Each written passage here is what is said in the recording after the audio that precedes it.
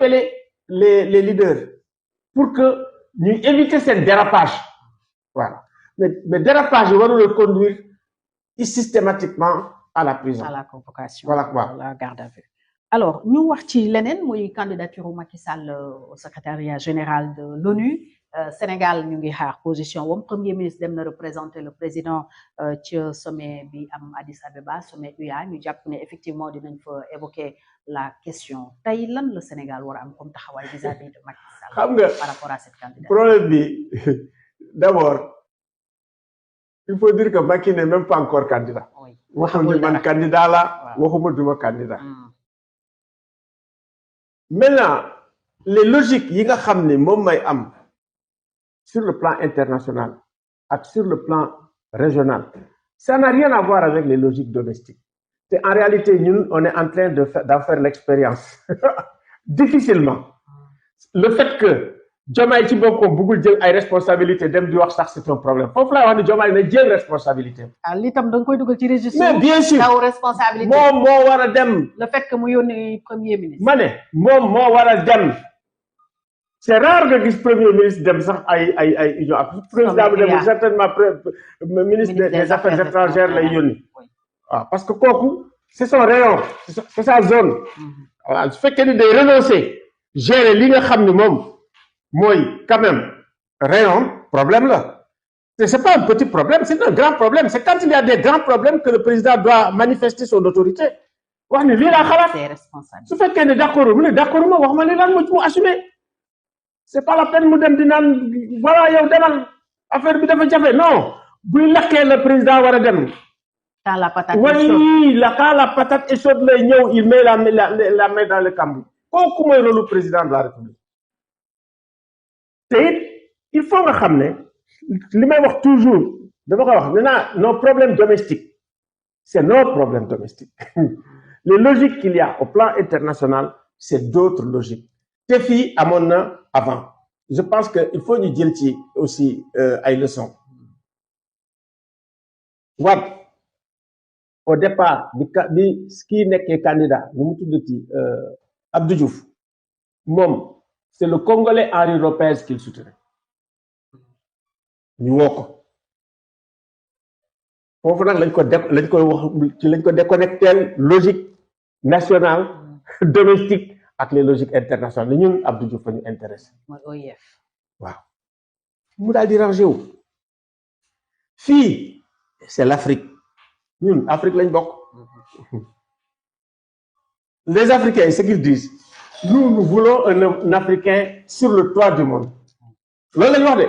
Nous voulons un Africain sur le toit du monde. Léegi bu fekkee ne bëgg nañu am un choix judicieux dañ naan c'est un Sénégalais qu'on veut sur le toit du monde nañ def abstraction Macky Sall. Tu fais l'abstraction de Macky Sall et ils disent on veut un Sénégalais sur le toit du monde.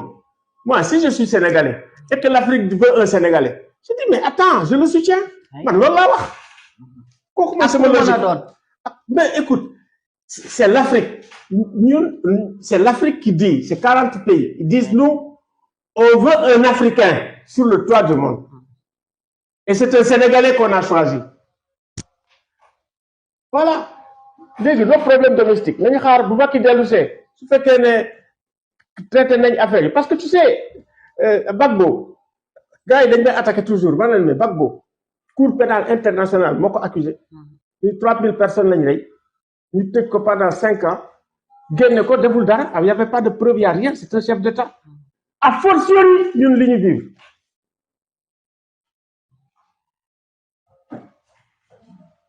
a fortiori li nga xam ne ñun moom lañ vivre ça n'a rien à voir avec la Côte d'Ivoire ñu bàyyi Gbagbo donc jugement yi nañ tey jël suñu temps su fekkee ne am na lu ñu koy reprocher weesuwut du weesu mun nañu jël preuve yi jël affaire yi seet nan lañ koy traiter ñu traiter ko sereinement à la maison maintenant logique Afrique nag bon ak africains yi ñoo ko wax ñun boobu moom ci yow comme kii mu ñëw ni peuple bi africains yi day ñoo ko bëgg de parce que moom Macky loolu la waxoon waxagul officiellement mais ne woon na aussi bu dee réewu Afrique yi ñoo bëgg moom mu nekk seen candidat là je ne dirais pas non. déggoo li ma la wax ma ne la Sénégal bu ko deful boo moytuwul foofu en Afrique dina am réew yoo xam nañ ko ne ñun suñu candidat parce que noonu lay doxee ils sont pas obligés suivre Sénégal mun nañ def leneen mais nag bu boobaa Sénégal dafay singulariser wu mais nag il faut ñu def la différence et puis de mon point de vue ñu ngi yëngatu pour lien il y a très peu de chances pour que un Africain soit secrétaire général des Nations Unies. Les gens léegi ñu ngi wax pour une femme et puis on dit que c'est le tour de l'Amérique latine loolu tamit il faut ñu wax ko ñu leer léegi nag xam naa ne ñu ngi nekk di jouer suñu jeu yi mais da nga bëgg a wax nañu ko rafetal alors mais attends comme on dit xam nga Massamba Gueye la. oui docteur Massamba Gueye. na rafet. nay rafet. Massamba Gueye moom dama ko fan nay rafet. parce que yu wax rek la may dictal bés bu jot bu yónnee ma ko sama WhatsApp. ma lire ko wax damay jàng ci moom lu bëri. waaw nay rafet. d'ailleurs dañu war a jël nay rafet sax mu nekk suñu ci domaine yëpp dañu war a jël nay rafet mu nekk suñu devise nañ ko defar mu sell te rafet. waaw Macky bu amoon chance wu nekk secrétaire général de l'ONU il ferait un bon secrétaire général pour yow. kooku tant que moom ñëpp ci boppam commencé wul di liggéey mënuñu wax dara li ñuy wax daal mooy am na loo xam ne africains yi gis nañ ko bi mu nekkee Union africaine. am na loo xam ne tamit léeg-léeg dañuy fàtte ne il faut ñu def abstraction dañuy fàtte ne le Sénégal existe en dehors de Macky te le Sénégal dafa am li muy def quand même. Sa démocratie c'est une référence loolu yëpp dafay jouer alors que ñun am nañ atu yoo xam ne c'est en dehors de Macky et qui profite à Macky. Oui, le leadership sénégalais. mais attends mooy c'est ça ça fait que ñun am nañu ay qualités sénégalaises yoo xam ne en dehors de Macky Sall mu ngi gars yi dañ koy jël en charge mu profiter à Macky Sall ses attributs dañ koy jël mais nag dañuy rafetal parce que quand même il y a très peu de chances ñu am un Africain à la tête des Nations Unies. alors mais nag comme on dit dans la marche du monde foog Afrique taxaw dans la marche du monde foog Afrique taxaw waaw dans la gouvernance du monde foog Afrique taxaw et dans le cadre de cette gouvernance nag ñun ci suñu bopp dañu war a am une solidarité avec l'Afrique kooku moom mooy sama théorie. tey noo apprécier diggante Diomaye ak Sonko. Il y avait une crise politique ñenn jàpp ne sax elle était sur le point de devenir institutionnelle mais tey ban gis-gis nga ci am ci ni nga fi. sama gis-gis daal Diomaye ak Sonko ku dugg seen diggante yaa ci des. ah ouais. de mon point de vue oui.